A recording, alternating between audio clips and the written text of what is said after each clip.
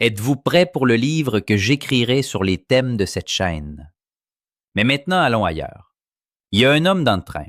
Il y a des écouteurs, mais la musique s'échappe quand même, filtrée et métallique. Une gêne qui occupe l'air comme un invité non désiré. Personne ne dit rien. La femme à côté ferme les yeux, non pour dormir, mais pour supporter. L'homme regarde par la fenêtre. Il ne s'est jamais demandé si quelqu'un écoutait. Non parce qu'il est méchant, parce qu'il a cessé de regarder autour de lui. Vous sortez de la gare et vous marchez vers le centre. Un garçon passe en courant, quelque chose à la bouche, puis un crachat, sur la pierre, comme si de rien n'était, comme si ce trottoir était n'importe quel endroit, et non l'endroit où tous marchent, où les enfants tombent et se relèvent, où les vieux posent leur canne avec attention. Ce sont de petites choses. Personne ne meurt pour un crachat sur le trottoir. Personne ne se blesse à cause de la musique à plein volume dans le train de 7 heures du matin. Mais chaque fois que cela arrive, quelque chose s'amincit. Quelque chose qui tenait les gens ensemble, qui les faisait se sentir partie du même monde, s'use. Lentement, silencieusement. Comme un tissu qui s'effiloche chaque fois qu'on le frotte avec des mains sales. La gentillesse n'est pas une vertu. Du moins, pas au sens abstrait et lointain que le mot porte en lui. Ce n'est pas quelque chose qu'on accroche au mur comme un tableau. C'est une langue. Et comme toutes les langues, elle s'apprend enfant, se perd si on ne la parle pas, s'oublie si autour de nous plus personne ne l'utilise. Dire merci. Pas le merci rapide, automatique, celui qui sort comme un souffle. Le merci qui regarde dans les yeux. Celui qui reconnaît qu'en face, il y a une personne qui a fait quelque chose pour vous. Dire pardon. Pas comme une formule de défense, pas comme un bouclier pour se protéger des conséquences, mais comme un geste de reconnaissance. Celui qui dit « je t'ai vu », tu es là, tu occupes de l'espace, et cet espace compte. Céder sa place. Baisser la voix. Se mettre de côté sur le trottoir quand on croise quelqu'un qui marche plus lentement.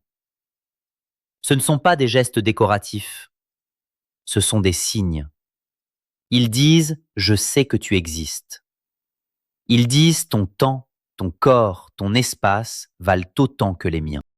Cette langue a une longue histoire. Plus longue que n'importe quelle frontière, que n'importe quel drapeau. Au Japon, il existe un mot qui n'a pas de traduction directe dans les langues européennes. Il s'appelle omoiyari. Il signifie la capacité de percevoir ce dont l'autre a besoin avant même qu'il ne le demande. Ce n'est pas l'empathie au sens psychologique, c'est quelque chose de plus ancien et de plus physique. C'est le regard qui se lève avant la parole. C'est la main qui bouge un instant avant que l'esprit n'ait décidé. En Afrique subsaharienne, il y a le concept d'Ubuntu, quelque chose comme « je suis parce que nous sommes ». L'individu existe au moment où il reconnaît la communauté qui le contient, non comme renoncement à soi, mais comme condition de l'être. Nelson Mandela l'a vécu pendant 27 ans dans une cellule.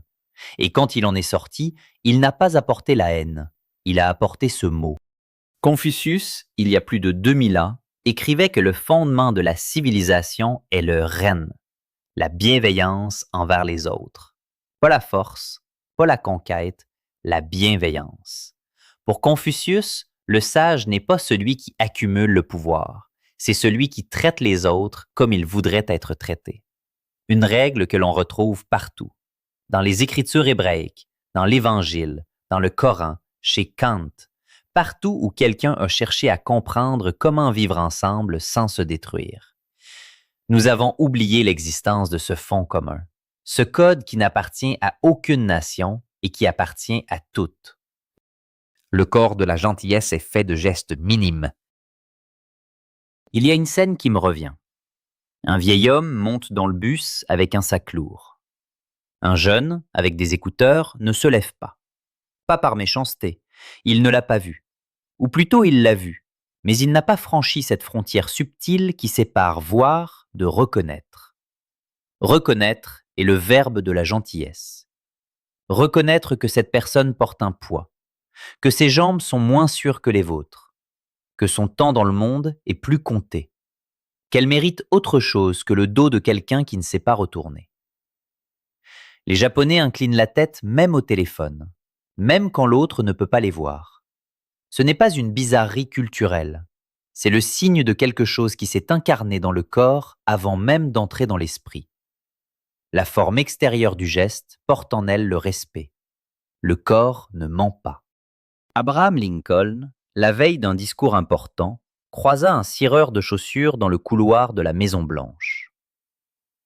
Il s'arrêta. Il le salua par son nom.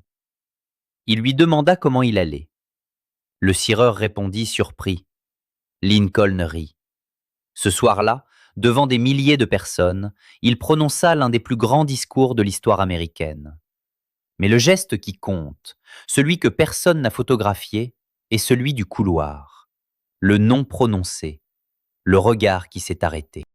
Et les classes dirigeantes, celles qui décident, qui négocient, qui signent, qui apparaissent à l'écran avec le nœud de cravate parfait et des mots soigneusement choisis. Il y a quelque chose d'irrémédiablement brisé dans leur manière de se comporter entre elles et envers les autres. Une arrogance qui n'est même plus consciente d'elle-même. Elle s'est naturalisée. Elle est devenue l'ère du pouvoir. Le politique qui interrompt. Le dirigeant qui ne répond pas aux mails des employés. Le leader qui se moque de son adversaire devant les caméras. L'entrepreneur qui ne se souvient pas des noms de ceux qui travaillent pour lui depuis 10 ans. Ce ne sont pas des manquements privés, ce sont des signaux publics. Ils enseignent, ils montrent ce qui est normal. Ils disent à quiconque les regarde, tu peux le faire aussi. Le pouvoir n'a pas besoin d'être gentil. Et ainsi, la gentillesse cesse de sembler une force. Elle commence à sembler une faiblesse. Une chose pour les faibles, pour les naïfs, pour ceux qui n'ont pas encore compris comment fonctionne le monde. Mais le monde ne fonctionne pas ainsi.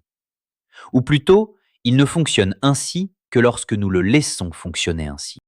Mandela disait qu'un leader doit être comme un berger. Il reste derrière le troupeau. Il laisse les plus rapides avancer. Et pendant ce temps, il maintient tous ensemble, non par la force, par la présence, par l'attention. Il existe un code avant toute loi, avant toute constitution, avant tout traité international. C'est le code de la manière dont on se traite quand on est dans la même pièce, ou dans le même train, ou sur le même trottoir. Il ne dépend pas de la religion, il ne dépend pas de la culture, il ne dépend pas du revenu. L'enfant le connaît avant qu'on le lui enseigne. Il le sent dans le ventre quand quelqu'un le traite mal. Il le sent dans la poitrine quand quelqu'un, de manière inattendue, le traite bien. Cette sensation dans la poitrine. Cette petite vague de chaleur quand un inconnu vous tient la porte. Quand quelqu'un ramasse quelque chose que vous avez fait tomber avant même que vous ne vous en rendiez compte. Quand une voix au téléphone dit « Attendez, je m'arrête, je vous écoute ». Cette chaleur ne ment pas. C'est le signe que quelque chose au plus profond s'est encore distingué. C'est reconnaître le geste qui dit « Tu es là, tu comptes ». Tu existes de la seule manière qui compte vraiment dans les yeux de quelqu'un d'autre. La gentillesse ne s'improvise pas. On ne la décide pas le matin comme on décide de mettre une veste. Elle se construit, jour après jour, geste après geste, comme on construit une langue, comme on construit une civilisation. Elle commence ici. Par la musique baissée dans le train, par le trottoir laissé propre, par la vieille dame à qui l'on cède la place sans qu'elle le demande, par le mot merci prononcé avec les yeux. Et elle arrive là, aux tables où l'on décide des guerres et des paix, aux pièces où l'on écrit les lois, aux bureaux où l'on embauche ou l'on licencie, aux caméras allumées devant lesquelles quelqu'un parle à des millions de personnes qui écoutent.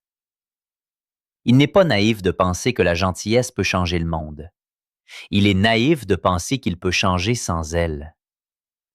Tout ce qui construit dure. Tout ce qui dégrade passe. Mais pendant que cela passe, cela brûle et laisse sa marque sur les murs, sur les trottoirs, dans les oreilles de ceux qui étaient dans le train et n'ont rien dit. La gentillesse est un choix, pas celui grand et dramatique d'un roman, celui petit et quotidien, presque invisible, celui que personne ne voit faire, qui ne finit pas dans les journaux, qui ne reçoit pas d'applaudissements. Et pourtant c'est lui qui soutient le monde. Celui qui fait que les gens se lèvent le matin et décident de rester encore ici, ensemble, dans ce train bruyant, sur ce trottoir usé, dans cette vie beaucoup plus supportable quand quelqu'un, ne serait-ce qu'une fois par jour, vous regarde dans les yeux et vous dit, sans parole, « Je t'ai vu ».